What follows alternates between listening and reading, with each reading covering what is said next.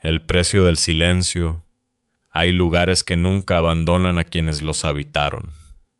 Casas antiguas cuyas paredes de madera suspiran con el peso de los años. Sótanos que guardan en su penumbra el eco de secretos familiares. Y pasillos donde el aire se enfría sin motivo aparente, como si un aliento helado del pasado se negara a desaparecer. Estas son las historias que no se cuentan en voz alta a la luz del día, las que se susurran en la quietud de la noche, cuando la frontera entre nuestro mundo y el otro se vuelve tan delgada como el velo de una telaraña. Son las historias de pactos silenciosos, de promesas rotas y de presencias que, por una razón u otra, deciden quedarse un poco más. Esta es la crónica de tres almas unidas por hilos invisibles de lo paranormal, tres destinos marcados por encuentros que desafiaron toda lógica y que dejaron una cicatriz imborrable en el tejido de sus vidas. Comienza con una joven, una puerta entreabierta y una oscuridad que aprendió a respirar. Capítulo 1. Las 365 noches María Isabel era una joven de 17 años con el mundo por delante y un miedo incipiente a la oscuridad. Vivía en una casa modesta en Almería, un hogar lleno del calor de una familia unida pero pragmática. Su padre, un hombre de manos firmes y pocas palabras, su madre, el corazón práctico de la casa, y su hermana pequeña, una niña de risa fácil que dormía al otro lado del pasillo. El universo de María Isabel era predecible, seguro. Hasta la noche del 15 de diciembre de 2009. Esa noche, como cualquier otra, se despidió de sus padres, revisó que su hermana estuviera arropada y se metió en la cama. Siempre dormía con la puerta de su habitación abierta. No por miedo, sino por costumbre, por la reconfortante sensación de estar conectada al resto de la casa. En el pasillo, una pequeña lámpara quitamiedos, un regalo de su infancia que se había negado a abandonar, proyectaba una luz azul, débil y espectral sobre el parqué. Era una luz que apenas vencía a las sombras, pero que bastaba para dibujar siluetas familiares en la penumbra. El sueño llegó con la facilidad de la juventud, pero su despertar fue abrupto y violento. No fue un ruido ni una pesadilla. Fue una sensación. Una presión opresiva en el centro de su pecho, como si una mano invisible se hubiera posado sobre ella, pesada y fría. Abrió los ojos de golpe. La habitación estaba en silencio, solo roto por el zumbido casi inaudible de la lámpara del pasillo. Pero el silencio se sentía denso, expectante. Su corazón, en cambio, era un tambor desbocado contra sus costillas. Un estruendo que retumbaba en sus oídos y ahogaba cualquier otro sonido. Podía sentir el pulso martilleando en su garganta, en sus sienes. Algo estaba mal, terriblemente mal. No veía nada, pero sentía. Sentía que no estaba sola. Era una certeza visceral, irracional, que le erizaba la piel y le dejaba un sabor metálico en la boca. El aire de su propia habitación se había vuelto extraño, cargado de una energía ajena. Su única reacción, un instinto primario e infantil, fue tirar de la manta hasta cubrirse la cabeza, creando una pequeña fortaleza de tela. Acurrucada en la oscuridad autoimpuesta, con los ojos cerrados con tanta fuerza que veía destellos de colores, solo pudo hacer una cosa: rezar en silencio y desear con cada fibra de su ser que amaneciera. Pensó que sería un mal sueño, una noche de indigestión, el estrés de los exámenes. Pero la noche siguiente, la sensación volvió. La misma presión en el pecho, el mismo corazón galopante, la misma certeza aterradora de una presencia invisible. y la noche después de esa, y la siguiente. Cada noche, sin excepción, la pesadilla se repetía, el ritual comenzaba. Se despertaba en mitad de la madrugada, con el cuerpo bañado en un sudor frío y la respiración entrecortada. El miedo se había convertido en su compañero de cama. Empezó a ver cosas, o creía verlas. Movimientos fugaces en la periferia de su visión, sombras que se deslizaban por las esquinas de la habitación justo cuando giraba la cabeza. Eran tan rápidos, tan sutiles, que su mente racional luchaba por descartarlos como un simple juego de la luz y la oscuridad. Pero su instinto gritaba que eran reales.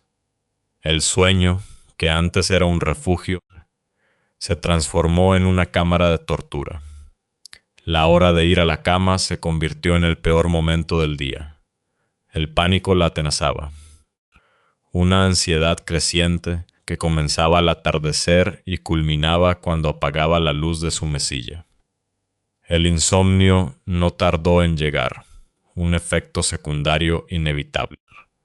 Las noches se hicieron eternas, un océano de horas silenciosas en las que yacía despierta, tensa, escuchando cada crujido de la casa, cada susurro del viento, interpretando cada sonido como una amenaza.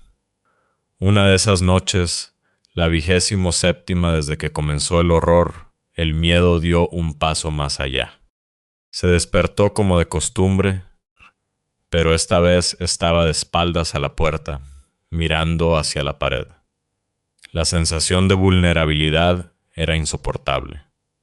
Sentía como si unos ojos invisibles estuvieran clavados en su nuca. El vello de sus brazos se erizó. Con un coraje que no sabía que poseía y movida más por la necesidad de enfrentar la amenaza que por valentía, se giró lentamente. Y entonces lo vio. En el umbral de su puerta, recortada contra el resplandor azulado de la lámpara del pasillo, había una figura. Era una sombra, pero una sombra con forma. Alta, delgada, inconfundiblemente humana, la de un adulto. No tenía rostro, ni ropa, ni detalles. Era solo un vacío, una silueta de oscuridad sólida que absorbía la poca luz que la rodeaba. Estaba completamente inmóvil, de pie, simplemente mirando. No hacia ella, o eso parecía, sino hacia el interior de la habitación, como un centinela silencioso en el límite de su santuario. El terror que sintió María Isabel fue de una pureza absoluta. Un terror que le robó el aliento y la dejó paralizada, con los músculos convertidos en piedra. No podía gritar, no podía moverse, ni siquiera podía parpadear. Su mente se quedó en blanco, toda su existencia reducida a ese único punto de enfoque, la figura en la puerta, la luz azul que antes le parecía reconfortante, ahora bañaba la escena con un aire macabro, haciendo que la silueta negra resaltara aún más, como un agujero en la realidad. No sabe cuánto tiempo permaneció así, con los ojos desorbitados, en un duelo de quietud con aquella aparición. Podrían haber sido segundos o una eternidad. La figura no se movió. No hizo un solo gesto. Solo permaneció allí una estatua de noche viviente. Finalmente, el instinto de supervivencia se impuso. Con un movimiento espasmódico, tiró de la manta y se cubrió, volviendo a su frágil refugio. Debajo de las sábanas, temblando incontrolablemente, esperó. No se atrevió a mirar de nuevo. En algún momento, entre el pánico y el agotamiento, el día llegó, filtrándose por los bordes de la persiana y disolviendo la presencia junto con la oscuridad. A la mañana siguiente, con el rostro pálido y ojeras profundas, intentó contárselo a sus padres. Las palabras se atropellaban en su boca, una mezcla incoherente de miedo y desesperación. Hay alguien en mi puerta por la noche, una sombra. Su madre le tocó la frente, buscando fiebre. Su padre, con una lógica aplastante, lo desestimó. Cariño sería una sombra de la ropa en la silla o un mal sueño. Estás muy cansada últimamente. Insistió, juró que era real, pero sus palabras chocaban contra un muro de escepticismo amoroso. Para ellos, era más fácil creer que su hija tenía pesadillas vívidas que aceptar la posibilidad de que algo inexplicable estuviera ocurriendo en su propia casa. María Isabel se sintió completamente sola. Los días se convirtieron en semanas y las semanas en meses. El insomnio y el pánico eran sus compañeros constantes. A menudo, en mitad de la noche, incapaz de soportar más la tensión, corría a la habitación de sus padres. «Tengo miedo», susurraba, con la voz rota. «Ve a dormir con tu hermana», le decían, medio dormidos, pero ni siquiera la presencia de su hermana pequeña en la cama de al lado lograba calmar el terror. La sensación seguía allí, esperándola en su propia habitación. El tormento nocturno comenzó a filtrarse en su vida diurna. En el instituto, su rendimiento bajó. Estaba perpetuamente agotada, distraída, con la mirada perdida. Fue en la clase de plástica donde su angustia encontró una vía de escape. El profesor, un hombre amable y perceptivo llamado señor García, les entregó 2 folios en blanco a cada alumno. «Voy a poner música», anunció. «Quiero que dibujéis lo que os haga sentir. Sin pensar, solo sentid y dibujad». La primera melodía fue una pieza clásica, melancólica y lenta. María Isabel, con un carboncillo en la mano, no dibujó paisajes ni figuras abstractas.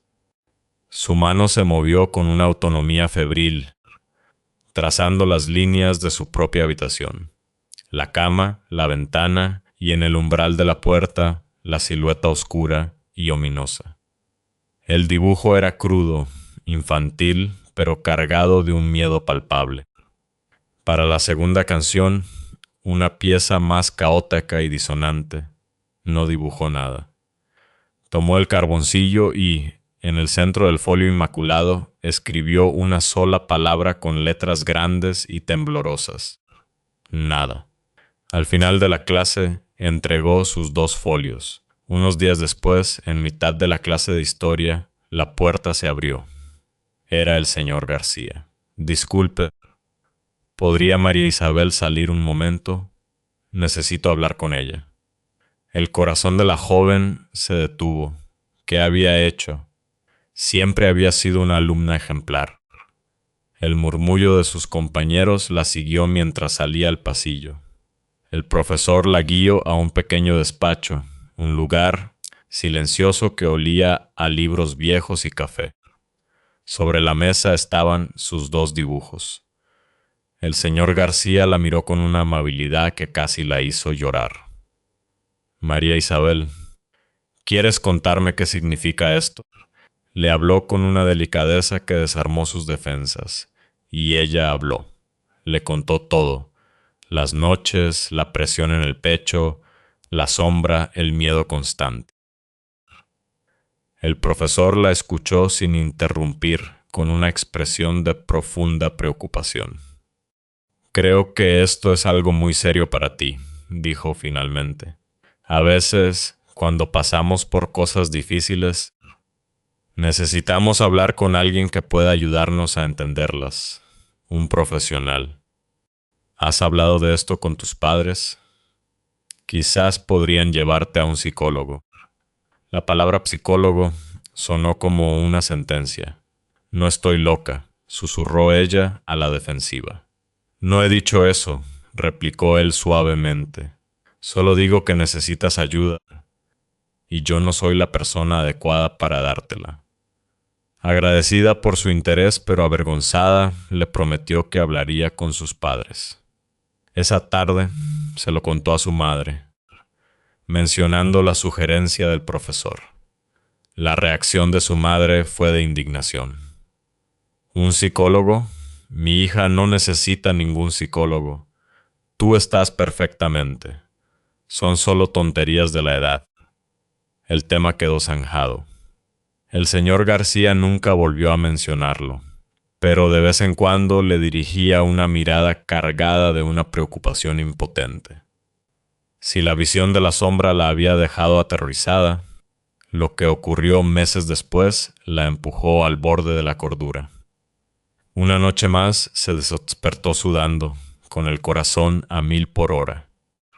Pero esa vez había algo diferente, un sonido, un ruido continuo rítmico. Era una respiración lenta, profunda, tranquila. Inhala, exhala. El sonido llenaba la habitación, tan claro y cercano que parecía estar justo al lado de su cama. Al principio pensó que podría ser su madre roncando en la habitación contigua. El asombro, por un momento, superó al terror. Decidió levantarse y comprobarlo. Tenía que saber de dónde venía ese sonido. Con las piernas temblorosas, se puso de pie. Su plan era ir a la habitación de sus padres y usar el miedo como excusa, como tantas otras noches. Pero justo cuando su pie cruzó el umbral de la puerta, saliendo al pasillo, el sonido cesó. Silencio absoluto. Aquello la desconcertó, me lo he imaginado. Dudó un instante en el pasillo. La casa estaba en calma. Suponiendo que su mente le estaba jugando una mala pasada, se dio la vuelta y volvió a entrar en su habitación. En el momento en que su cuerpo estuvo de nuevo dentro de las 4 paredes, la respiración regresó. Inhala, exhala. El pánico la golpeó con la fuerza de una ola. Se quedó helada. Era posible, salió de nuevo de la habitación. El sonido se detuvo. Dio un paso hacia atrás, volviendo a entrar. El sonido comenzó. Un paso adelante, al pasillo. Silencio. Un paso atrás, a su cuarto. Respiración. Lo hizo varias veces, como en una macabra danza con lo invisible, comprobando, negando, confirmando la horrible verdad. El sonido, la presencia que respiraba, estaba atado a su habitación. Existía solo dentro de ese espacio, y ella era la única que podía oírlo. El ente ya no solo la observaba, ahora compartía su aire. Meses de ruidos, insomnio y apariciones continuaron su marcha implacable. Su vida se convirtió en una supervivencia nocturna, hasta que, tan inexplicablemente como empezó, todo terminó. La noche del 15 de diciembre de 2010, exactamente un año después de la primera vez, se acostó esperando la habitual oleada de pánico. Pero no llegó. Se durmió profundamente y, por primera vez en 365 noches, durmió en paz hasta la mañana siguiente. La presión había desaparecido. El silencio de la casa era, de nuevo, un silencio normal. La presencia, fuera lo que fuera, se había ido. La había liberado. Desde entonces, María Isabel desarrolló una sensibilidad especial hacia el mundo paranormal, como si aquel año de terror le hubiera abierto una puerta en la percepción. Pero la pregunta que la atormentaría para siempre seguía sin respuesta. ¿Qué fue aquello? ¿Un ser querido vigilándola? Imposible, todos estaban vivos. ¿Un mal de ojo, la envidia de alguien materializada en una entidad maligna? ¿O algo mucho más antiguo y oscuro que, por un capricho del destino, decidió anidar en su habitación durante un año exacto? Nunca lo sabría. Solo sabía que durante 365 noches no había estado sola. Y ese conocimiento, como una sombra persistente, nunca la abandonaría del todo. Capítulo segundo. La promesa rota. No todos los espíritus atormentan sin motivo. Algunos regresan con un propósito, con un mensaje nacido de una promesa rota. Regresan no por maldad, sino por la desesperación de un alma que no puede encontrar descanso, aferrada al mundo de los vivos por el peso de una última voluntad traicionada. La historia de la abuela Elena es una de esas. Elena era una mujer forjada en otra época, una matriarca de voluntad férrea y manos curtidas por el trabajo. Era analfabeta, un hecho que nunca la avergonzó, pero que la hizo desconfiada del mundo de los papeles y las letras pequeñas. En su vida solo tenía una certeza inquebrantable sobre su muerte. No quería ser incinerada. La idea del fuego consumiendo su cuerpo le provocaba un horror primordial. Para ella, el descanso eterno significaba yacer bajo tierra, volver al polvo del que provenía de forma natural. Tan importante era este deseo que ya en su vejez acudió a una funeraria local. Con la solemnidad de quien firma el que en tratado más importante de su vida explicó su voluntad a los hombres de traje oscuro.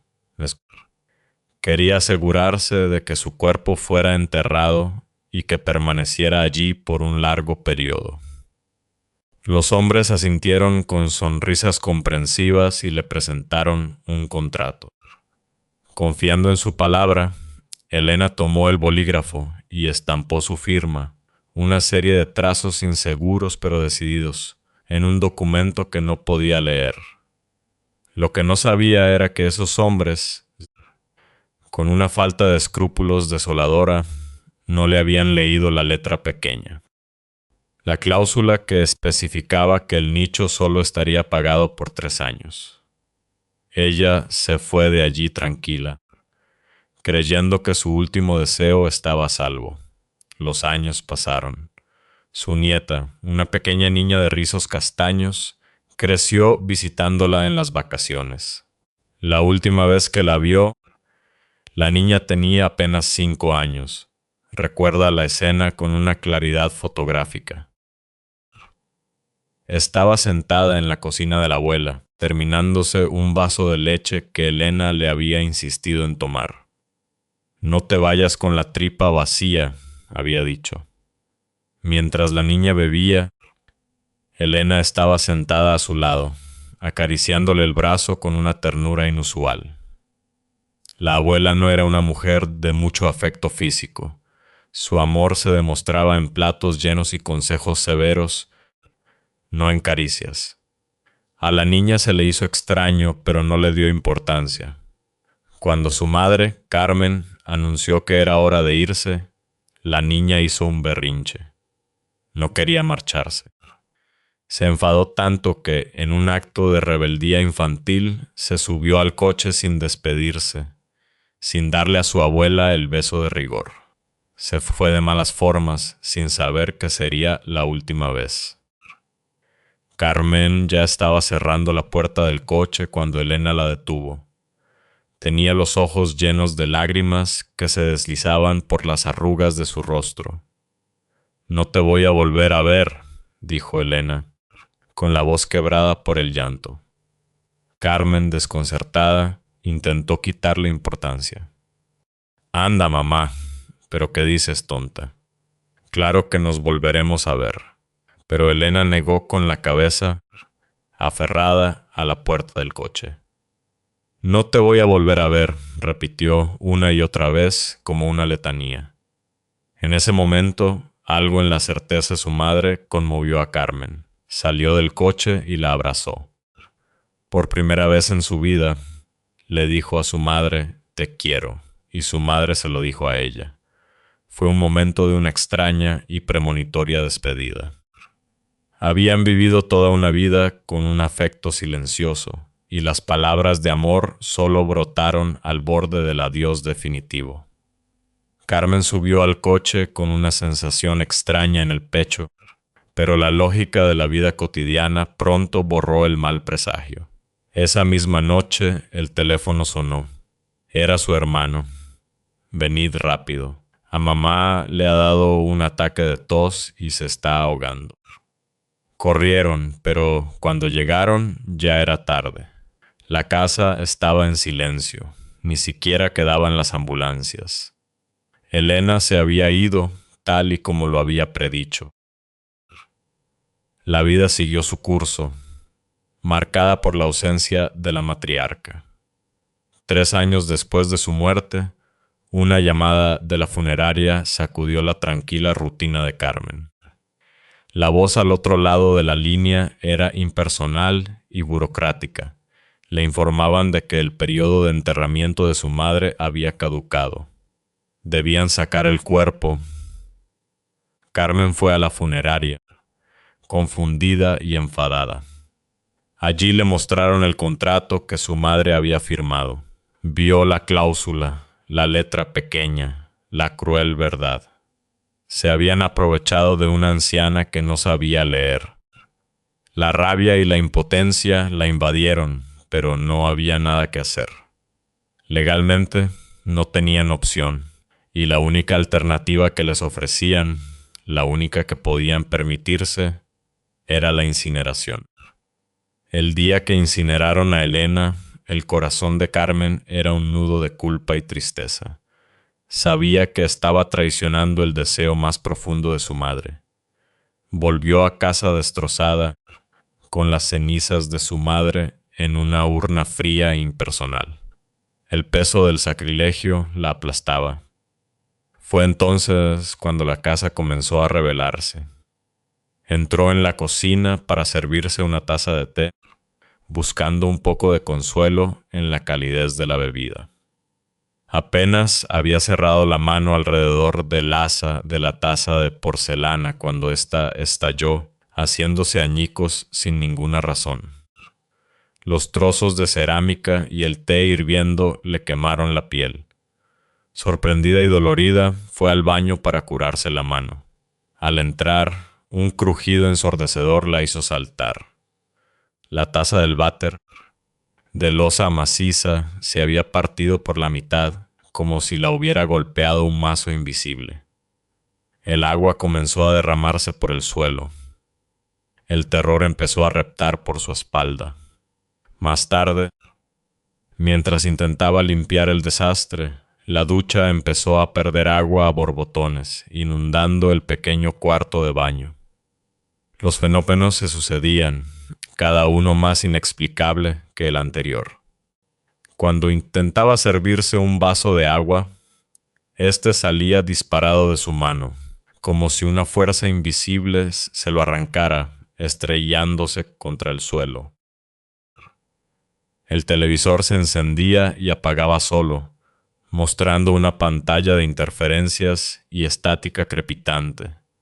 Los objetos caían de las estanterías sin que nadie los tocara. Libros, marcos de fotos, pequeños adornos. Durante días, la casa fue un caos de fenómenos poltergeist. No era una presencia sutil. Era una manifestación de furia, de una rabia incontenible que sacudía los cimientos de su hogar. Carmen vivía en un estado de miedo constante. Sabía, con una certeza que le helaba la sangre, de dónde provenía todo aquello. Era su madre. Era la ira de Elena, desatada desde el más allá por la promesa rota.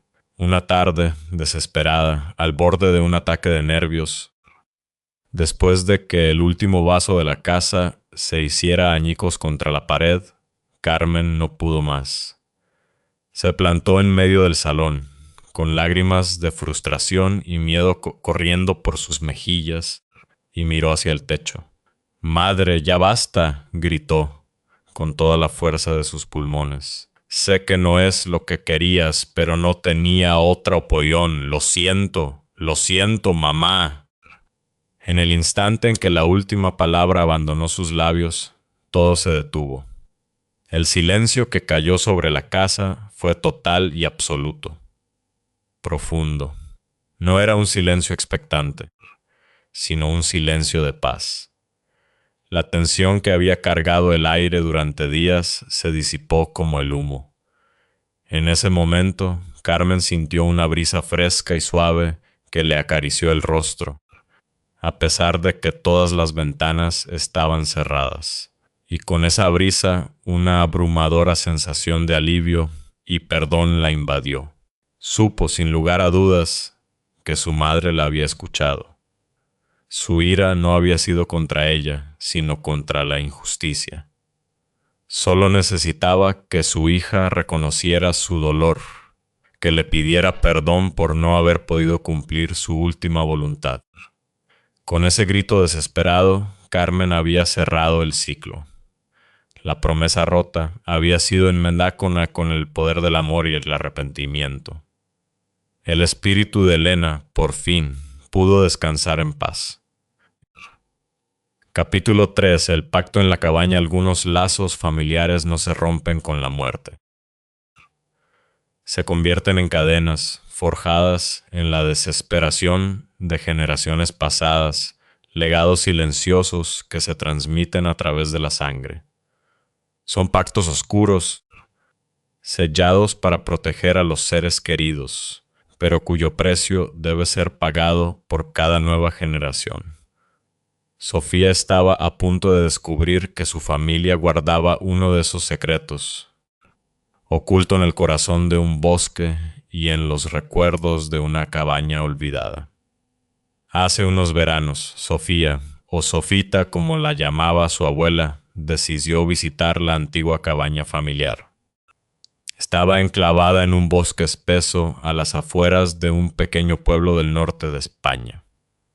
Aquel lugar había sido su refugio de la infancia, el escenario de veranos dorados llenos de risas, juegos de escondite entre los árboles y las fascinantes historias que su abuela le contaba al calor de la chimenea. Pero desde el fallecimiento de la anciana, la cabaña había quedado abandonada, sumida en el silencio y cubierta por el polvo del olvido. Mientras su coche se adentraba por el camino de tierra, sintió una brisa fresca y curiosa que se colaba por la ventanilla. Los rayos del sol se filtraban a través de las altas copas de los árboles, creando un juego de luces y sombras que le daba al bosque un aire casi mágico.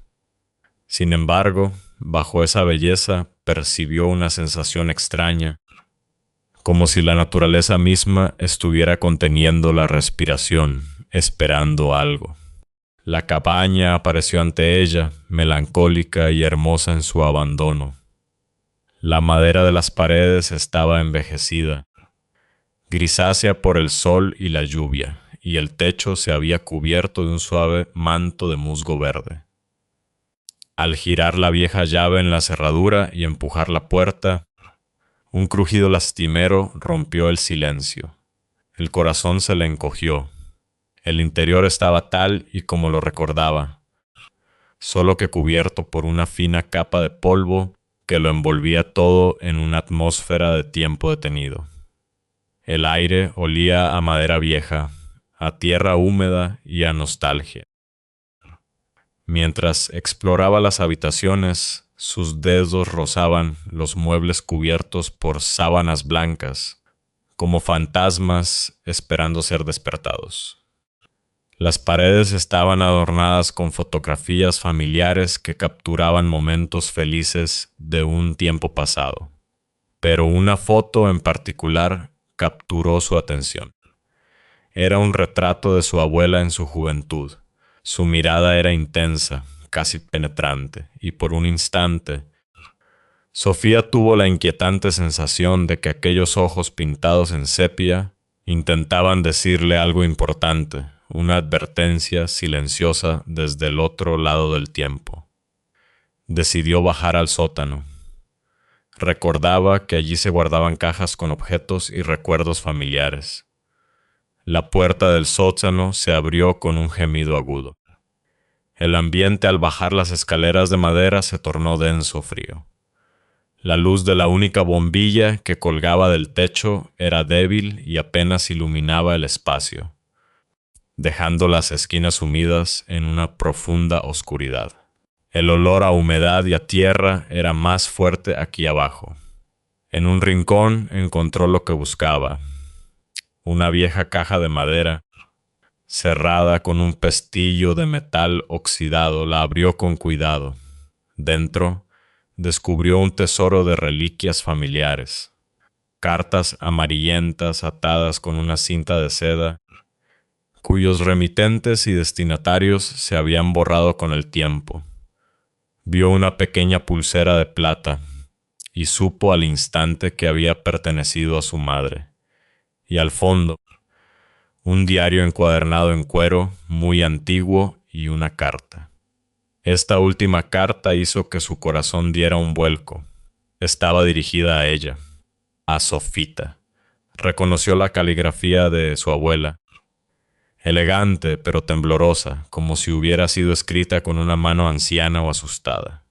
Con los dedos temblando, desdobló el papel quebradizo y comenzó a leer. En la carta, su abuela le hablaba de un secreto familiar, un secreto que debía mantenerse oculto a toda costa. Hablaba de un pacto, un acuerdo hecho generaciones atrás con una entidad oscura para proteger a la familia de desgracias inminentes. Un mal que los acechaba y que solo podía ser mantenido a raya con un sacrificio. A medida que leía, una creciente inquietud se apoderaba de ella. Cada palabra parecía vibrar en el aire frío del sótano, como si estuviera despertando algo antiguo y dormido. La carta no daba detalles sobre la naturaleza de la entidad o la desgracia. Solo hablaba del precio. No pudo terminar de leerla. De repente sintió una presencia a su espalda. No fue un sonido, sino un cambio en la atmósfera. Una caída brusca de la temperatura que le erizó la piel. La bombilla del techo comenzó a parpadear erráticamente, sumiendo el sótano en una intermitente danza de luz y oscuridad. En uno de esos destellos vio de reojo una sombra oscura acurrucada en un rincón. Una sombra más densa que la propia oscuridad. Se giró lentamente, con el corazón martillándole en la garganta. Y allí estaba, la figura etérea de su abuela. No era un fantasma violento, sino una aparición translúcida, vestida con la ropa que recordaba de su infancia. Su rostro era sereno, pero sus ojos estaban llenos de una tristeza infinita. «Has venido a buscar respuestas», dijo una voz en su mente. Era la voz de su abuela, suave pero firme. Sofía vio que la figura no movía los labios. La comunicación era directa, de mente a mente. «Hay cosas que no deberías saber», continuó la voz. El espectro de su abuela le habló del pacto. Le explicó que, mucho antes de que ella naciera, la familia había estado al borde de una catástrofe. Para salvarlos, un antepasado hizo un trato con una entidad del bosque. Protección a cambio de una ofrenda. Este pacto ha protegido a nuestra familia durante generaciones, explicó la voz, pero cada generación debe ofrecer algo valioso para mantener esa protección. El pánico comenzó a apoderarse de Sofía mientras las piezas encajaban en su mente. Miró los objetos en la caja, el diario antiguo, la pulsera de su madre. Eran las ofrendas. ¿Qué? ¿Qué es lo que debo ofrecer?, preguntó en un susurro audible, su voz temblando en el aire helado. La respuesta llegó, fría y definitiva, resonando en lo más profundo de su ser. Tu esencia, tú eres la próxima. En ese instante sintió un tirón doloroso en el centro de su pecho, como si algo invisible estuviera tratando de arrancar un pedazo de su alma. Un dolor que no era físico, sino espiritual. Era el precio. Debes decidir, continuó la voz de su abuela, mientras su figura comenzaba a desvanecerse, volviéndose más transparente. ¿Protegerás a tu familia o romperás el ciclo y los condenarás al horror que nos ha atormentado durante tanto tiempo? Con cada palabra, Sofía sintió el peso de sus raíces familiares envolviéndola, un abrazo cálido pero opresivo.